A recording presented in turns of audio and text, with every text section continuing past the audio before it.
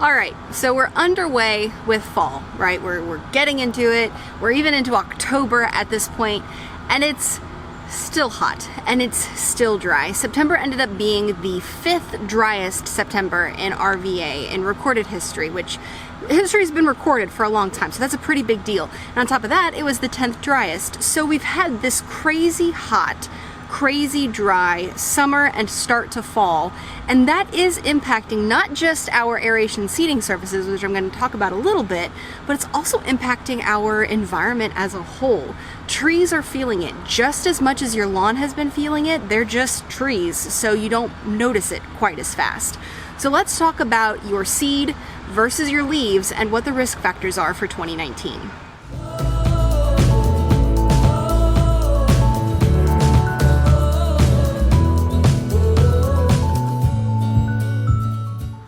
Before I get into this with you guys, you know this is coming. I'm gonna ask you to comment below and let me know what's going on with your lawn. Are you having leaves drop yet? How's your seed coming up? But also, while you're down there, go ahead and subscribe if for some reason you haven't done so already. What's this? Even the leaves want you to comment and subscribe. Look at this. They are telling you, the leaves of the trees are telling you to go ahead and comment and subscribe to our channel. So there's no excuse now. You have to listen to the leaves. Terrific! I love her! Oh, that little bundle of talent's the only thing that'll keep this show going. Shall we shoot her now before she ruins everything? Yeah, I know that was bad. That was as corny and desperate as it could be, but that just shows you how important it is to me for you to subscribe to our channel. So please do that, and don't just like unsubscribe tomorrow because you thought that I wouldn't know. I know what you're doing, so be sure to subscribe so you can stay up to date on a lot of videos. We're going to do a second video later in the month on how to remove leaves from the yard. So today I'm going to be talking to you instead about what the risk factors are between your seed and your leaves. So let's get into that so I can show you exactly what I'm talking about. There are two big questions that I get this time of the year when we are getting ready to do an aeration seeding service in October, which, like we've talked about, is well within that peak of the bell curve for when the ideal time to seed is. And those two questions are, first, isn't it too late? Is this going to be an issue where my leaves are concerned? And the second one is mulching my leaves, that's the only way that I've ever done it, is it bad for my grass? Is it bad for my seed? So I want to talk to you about both aspects of that, not just whether or not you have a high risk for leaf issues, but also what the best way to take care of those leaves is going to be for your baby grass. The extent to which your lawn is at risk of having issues with leaves really depends on what kind of property you have.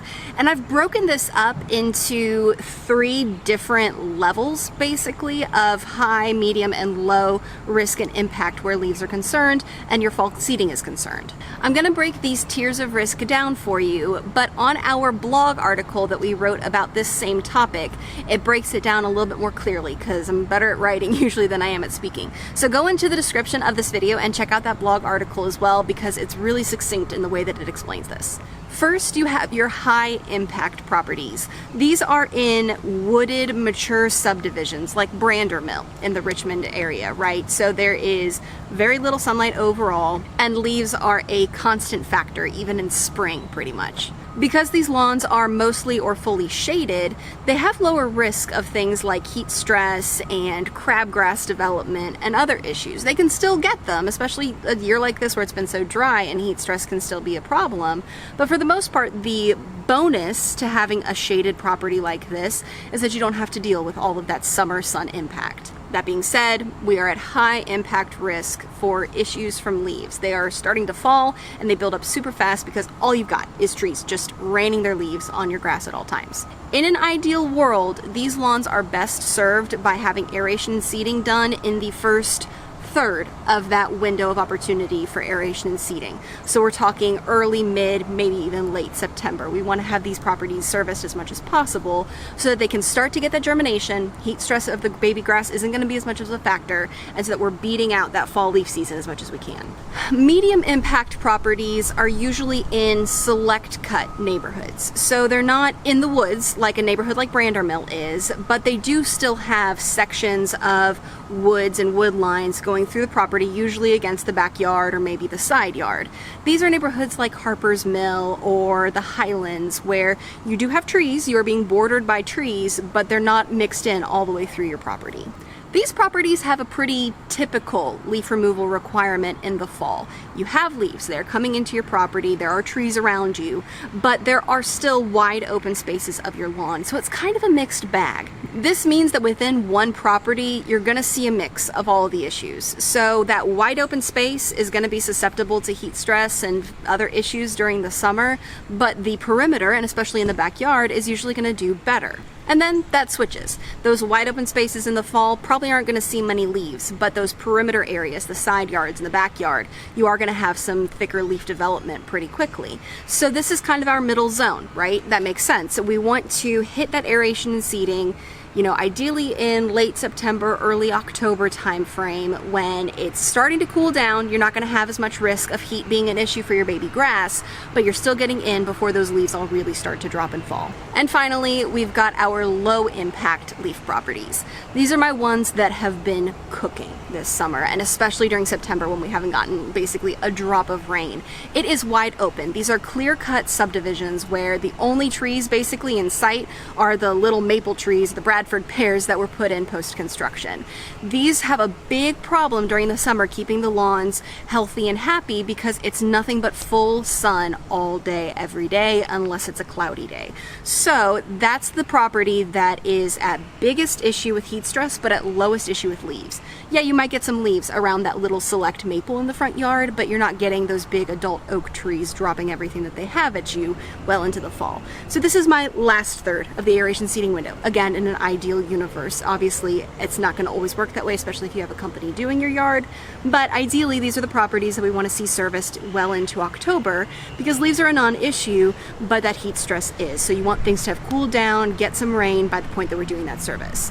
In our area, these are like my Mount Blanco properties or my Lake Jordan properties. And obviously your property can be mixed in depending on your neighborhood. It all changes, but I'm just giving you an average idea. Depending on your property, if you have a low risk, don't worry about leaves. You probably don't need to watch this video, but if you have a medium or a high risk property, we need to talk about how those leaves are going to impact your seed. This conversation is always important for any property that's at the mercy of fall leaves, but it is especially important this year because there is a much more narrow window of opportunity between the hot, dry weather we've been having and when leaf season is really going to start. Most of the time, it starts getting cooler around mid-September and leaves don't start dropping until we get closer to Halloween. So you've got like a month in between where you're in the go zone. But this year, it's been hot and dry and in the 90s leading into October. Like October 1st, it's still hot outside. So we're seeing really delayed germination. And that is an issue because we're putting down the seed, it's there, and we're in that window. But instead of taking just a week for it to start coming up, it's taking 2, 3, even 4 weeks to really get going. Let me show you our property here at the shop because it's a perfect example of that. We seeded this section of the property around the beginning of September, so it's been almost a month since this seed was put down, and it's only just now starting to germinate and develop. This is still really fine baby grass. It is fragile. We're trying not to cut it. It needs a lot of nurturing still, and it's being watered and everything's going on. And as you can see, it's in the shade. Like it's not in one of these wide open issue areas, but it still is just not in its ideal condition yet, which that happens. But as you can also see, leaves are starting to fall. So we've got this kind of weird period where we seeded it in that ideal window for the leaf impact potential, but because it's been so hot and dry, it hasn't done what it needs to do as quickly as it needs to do it. Don't panic. Now don't get me wrong, this isn't anything that's going to be a nightmare scenario. It's just something that needs to be taken with a grain of salt. This year's tough, not just because that seed is taking its time germinating, but because the trees are really stressed. We're technically in a moderate drought, and our local water levels aren't showing that much because we had such a surplus from last year with all that rain we had, but your trees aren't feeling what Lake Chesden is holding. They're just hot and tired, so they're dropping those leaves a lot more quickly. It's why the weatherman is talking about how the color this fall isn't going to be really good because they're just turning brown and giving up. So we've got an earlier leaf season and a later seed season, and so as a result, there's going to be a lot more overlap. Because there's going to be a closer period between your germination of your baby grass and its development and when you need to start cleaning up leaves off of your lawn, you need to be really conscientious of how you're doing that leaf cleanup and the kind of impact it can have. The same way that we say at all costs, hold off on mowing as long as you can to let that seed germinate and grow in as much as it can before you put anything on it. The same applies when it comes to leaf service. Just stay off it for as long as you're able to. When you look across your yard, if more than half of what you can see is grass, don't worry about the leaves. They are spaced out enough and mixed out enough that you don't have to worry about getting those leaves up yet. If, however, you look across the lawn and more than half of what you can see on the surface is leaves, not grass, that's when it's starting to become a problem. You don't want your baby grass to be covered and smothered by leaf buildup. That is going to suffocate it. It's going to rot. It's not going to get any sunlight. It's going to have restricted moisture, but it's still going to get really funky and humid in there. Bad call, bad game. It's going to kill your adult turf, let alone your baby grass. So at that point, we want to consider getting those leaves up as quickly as possible. Now, the video that I have coming up in the next couple of weeks is going to go into a lot more detail on the different methods of removing leaves from your lawn and what the pros and cons are of each where your grass underneath is concerned. For now, I'm going to let you know that mulching up your leaves is one of the worst things that you can do for your baby grass. When you mulch up leaves, you're using your lawnmower to ride over your lawn in circles or in paths over and over and over again in the same areas to mulch up the leaves finer and finer. Big picture later in the fall, this isn't a problem so long as it's done carefully, but when your baby grass is still really fragile, it's the same reason that we tell you on that first mow that you do to get on and get off as quickly as possible. That repetitive traffic and wear and tear is just uprooting and crushing that baby grass over and over again. Same thing with raking.